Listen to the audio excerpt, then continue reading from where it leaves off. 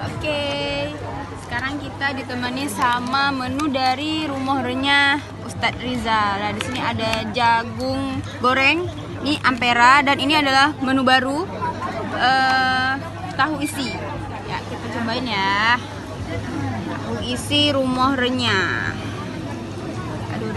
Oke, dalamnya ada wortel, tahu, kentang sama buncis. Bismillahirrahmanirrahim.